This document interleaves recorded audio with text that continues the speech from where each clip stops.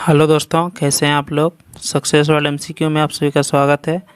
आज हम आप लोगों के लिए बिहार मद्य निषेध सिपाही भर्ती परीक्षा 2023 के मैथ के सवाल को लेकर आए हैं। आज हम लोग एक नया प्रैक्टिस सेट 15 लेकर आए हैं। चलिए इस सेशन को आगे बढ़ाते हैं। आज का पहला सवाल है, निम्न में से कौन सा शून्य को नहीं दर्शाता है। क्वेश्चन में बोल रहा है कौन सा शून्य को नहीं दर्शाता है। चलिए आप लोग फटाफट कमेंट करेंगे। तो क्वेश्चन में क्या बोल रहा है, कौन सा शून्य को नहीं दर्शाता है, मतलब कौन शून्य के बराबर नहीं है। तो इसमें से क्या करना है कि देखना है कौन शून्य के बराबर नहीं है। जैसे 2/0 क्या हो जाएगा, जब किसी भी संख्या में 0 से डिवाइड करते हैं या किसी भी संख्या रहे तो जब भी 0 से डिवाइड करें तो वो क्या होता है, अनडिफाइंड हो जाता है, इन्फिनिटी हो जाता है। उसके बाद क्या हो जाएगा, ये इन्फिनिटी हो जाएगा। सेकेंड नंबर, जब किसी भी संख्या में किसी भी नंबर में 0 से गुना करेंगे तो वो क्या हो जाएगा, 0 हो जाएगा। तो ये 0 हो जाएगा।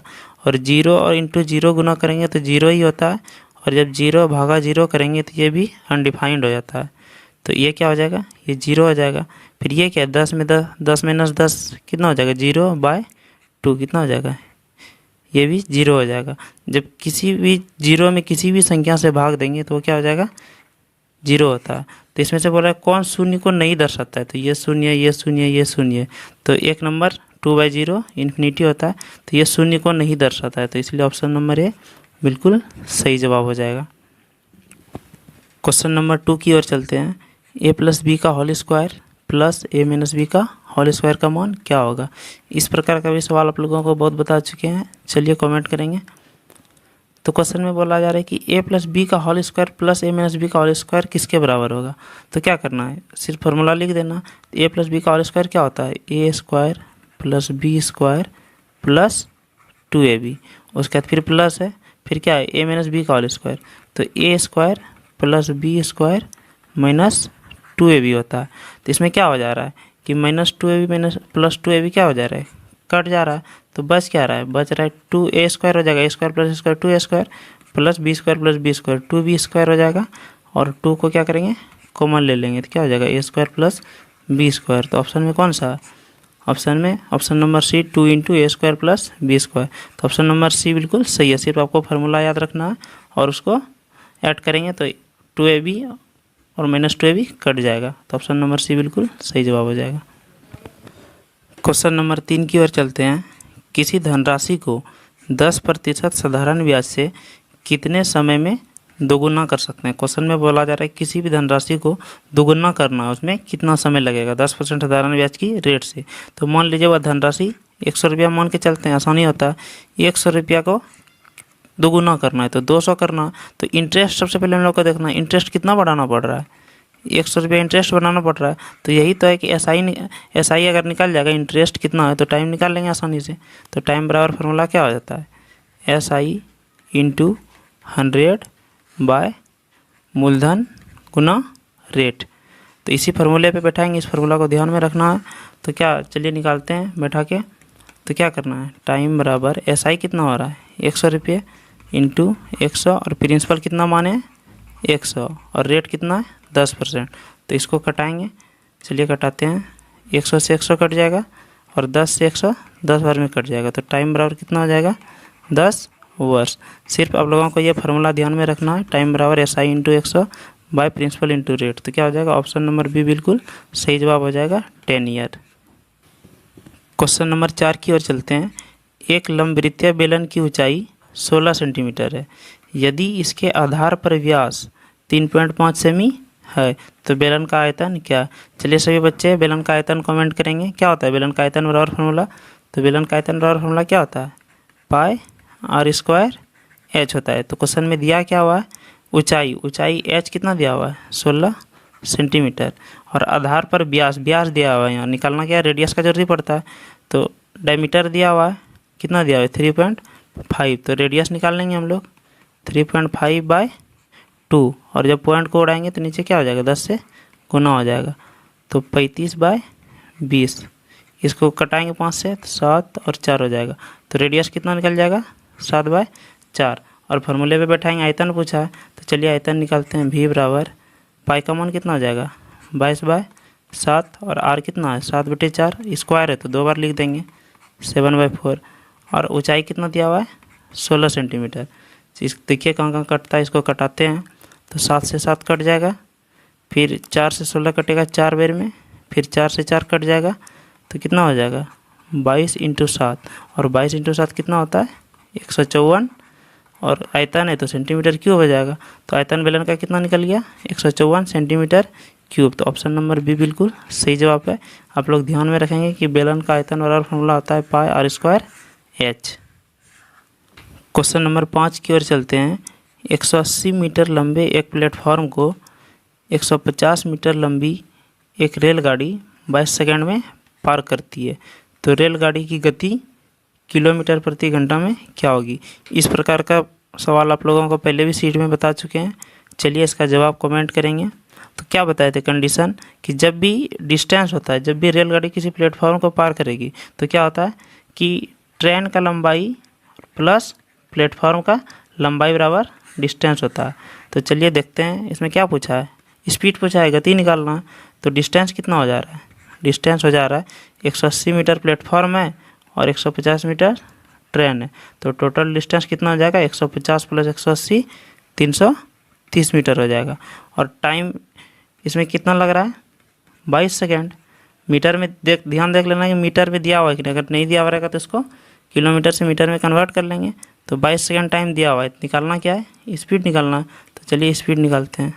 तो स्पीड वाला फॉर्मूला क्या हो जाएगा डिस्टेंस बाय टाइम, और डिस्टेंस कितना दिया हुआ है 330 मीटर और टाइम है 22 सेकेंड, ये सेकेंड है। तो 22 सेकेंड, चलिए इसको कटाते हैं, कितना से कटेगा 11 से कटाएंगे, 11 से 2 बार में 22 और 11 × 33 एक 0 हो जाएगा और 2 से 30 15 बार में। तो स्पीड कितना निकल जाएगा 15 मीटर पर सेकेंड। ऑप्शन नंबर, तो ऑप्शन में क्या दिया हुआ है, ऑप्शन किलोमीटर में दिया हुआ है। तो किलोमीटर में दिया हुआ है तो मीटर पर सेकेंड को किलोमीटर में बनाने के लिए क्या करेंगे 18/5 से गुना करेंगे। ये आप लोगों को बहुत बार बता चुके। तो 5 से कटाते हैं, 5 × 15 तो 18 × क्या हो जाएगा 54 किलोमीटर पर आवर। तो क्या हो जाएगा ऑप्शन नंबर ए बिल्कुल सही जवाब हो जाएगा। इसमें तो एक ही कॉन्सेप्ट चलता है कि डिस्टेंस बराबर टाइम इंटू स्पीड, बस एक ही फार्मूला पे सारा सवाल बन जाता है। क्वेश्चन नंबर 6 की ओर चलते हैं। रितु की सैलरी नीतू की सैलरी से 50% अधिक है, तो नीतू की सैलरी रितु की सैलरी से कितना प्रतिशत कम है। एक आप लोगों को PQ वाला भी सवाल इस प्रकार बता चुके हैं। तो क्वेश्चन में क्या बोल रहा है रितु की सैलरी नीतू की सैलरी से, जिससे तुलना किया जाए उसको नीचे लिखेंगे। रितु की सैलरी नीतू की सैलरी से कितना अधिक है 50% अधिक है, तो 50% का फ्रैक्शन में मान क्या होता है 1/2, मतलब 2 भाग में से 1 अधिक है। तो कितना हो जाएगा रितु का सैलरी 3 हो जाएगा, 1 अधिक है, और नीतू का सैलरी 2 हो जाएगा, तो 3/2 हो जाएगा। उसके बाद फिर क्या बोल रहा है, तो बोल रहा है कि नीतू की सैलरी रितु की सैलरी से कितना प्रतिशत कम है। तो कम कैसे निकालेंगे, तो किससे बोल रहा है तुलना कर रहा है नीतू की सैलरी रितु की सैलरी से, तो रितु को नीचे लिखेंगे, रितु और नीतू का सैलरी क्या हो जाएगा, तो यहाँ हो जाएगा 2/3। बोल रहा है कि रितु की सैलरी से नीतू का सैलरी कितना कम है, तो कितना कम है 1 कम है, और प्रतिशत में पूछा जा रहा है तो 1 कम है, किससे 1 कम है रितु से, तो 3 हो जाएगा और गुना 100%। तो इसको कटाएंगे 100/3 क्या हो जाएगा 33 सही 1/3%। बस ध्यान में रखना है कि तुलना किससे किया जा रहा है। तो ऑप्शन नंबर डी बिल्कुल सही जवाब हो जाएगा। क्वेश्चन नंबर 7 की ओर चलते हैं। 2 पासों को एक साथ उछालने पर दोनों पासों पर समान अंक आने की संभावना कितनी है। जब भी 2 पासे को उछालेंगे 2 पासे को एक साथ, तो कितना कंडीशन बनता है 36 कंडीशन बनता है। किस प्रकार, जैसे 1 2 आ गया, 2 3 आ गया, कुछ भी इस तरह कर करके 6 तक जाता है, तो कितना टोटल कंडीशन होता है 36। तो NS कितना हो गया NS 36 हो गया। और NE क्या बोला है दोनों पासों पर समान अंक आने की प्रायिकता। तो दोनों पासों पर समान अंक कितना बार आ सकता है, समान अंक क्या क्या होता है, जैसे 1 1 एक ही बार आ सकता है, फिर 2 2 आ सकता है, 3 3 आ सकता है, 4 4 आ सकता है, समान अंक बोल रहा है, 5 5 आ सकता है, और 6 6 आ सकता है। तो ये कंडीशन कितना बार आ सकता है 6 बार आ सकता है। तो वही बोल रहा है दोनों पासों पर समान अंक आने की संभावना कितनी है। तो क्या हो जाएगा घटना की संख्या 6 हो जाएगा। और प्रायिकता का फॉर्मूला तो आप लोगों को पता ही है क्या होता है NE/NS।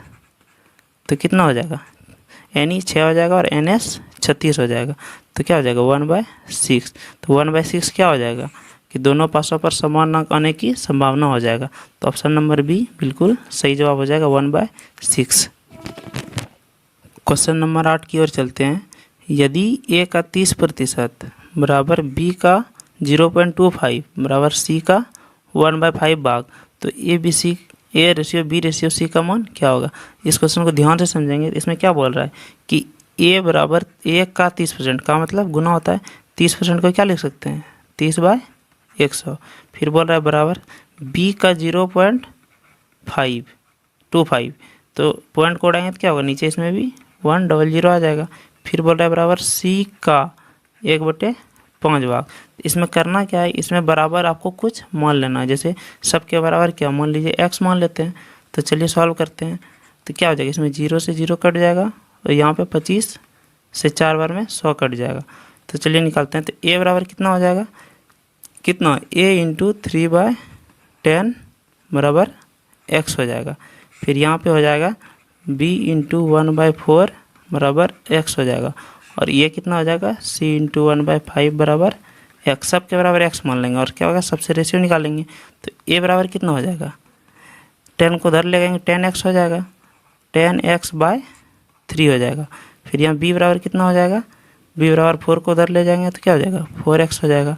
और c बराबर यहाँ कितना हो जाएगा 5 को उधर ले जाएंगे तो क्या हो जाएगा 5x हो जाएगा।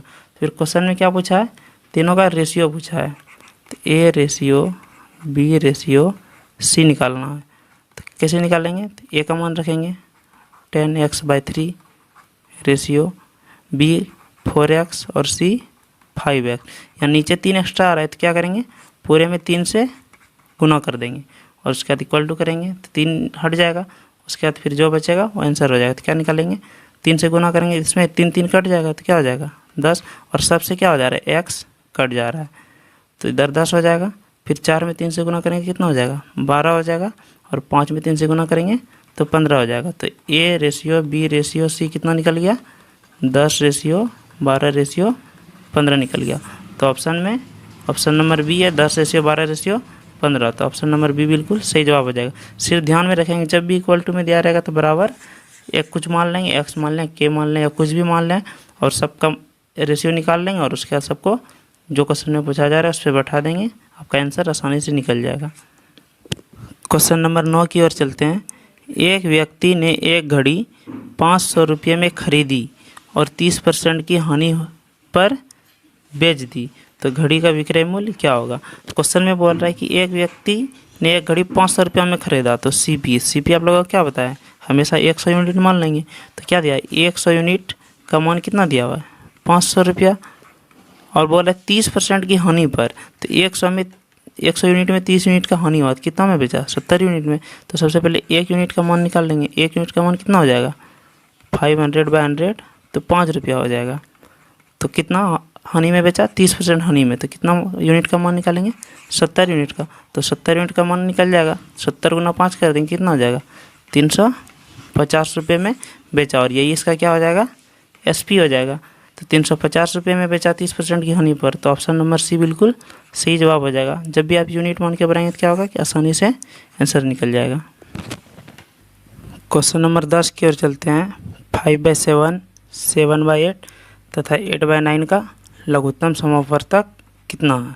तो लघुत्तम समावर्तक इस प्रकार का क्वेश्चन पहले ही बताएं कि जब भी आपको लघुत्तम पूछा जाए तो ऊपर वाले का लघुत्तम निकालेंगे। तो ऊपर वाले को क्या बोलते हैं अंश, अंशों का LCM और नीचे का क्या करेंगे हरों का HCF। और जब HCF पूछेगा तो ऊपर का HCF और नीचे का LCM निकालेंगे। तो चलिए निकालते हैं। तो क्या करना है LCM निकालेंगे किसका ऊपर वाले का 5, 7 और 8 का और नीचे क्या करेंगे HCF निकाल देंगे। HCF किसका निकालना है 7, 8 और 9 का। तो चलिए LCM किस प्रकार निकालते हैं, LCM फैक्टर से निकालते हैं। तो 5 का फैक्टर क्या हो जाएगा सिर्फ 5 ही रहेगा, 7 का 7, 8 का। तो LCM में क्या हो जाएगा तीनों गुना हो जाएगा 5 × 7 × 8। तो 7 × 5 = 35 और 35 × 8 = 280। तो LCM कितना निकल जाएगा 280 80। उसके बाद HCF निकालेंगे, HCF 7, 8 और 9 का। तो HCF कैसे निकालते हैं, जो भी कॉमन आ जाए तीनों में से वो HCF हो जाता है। तो 7 में 1 इंटू 7 होगा, कुछ नहीं है तो 1 है।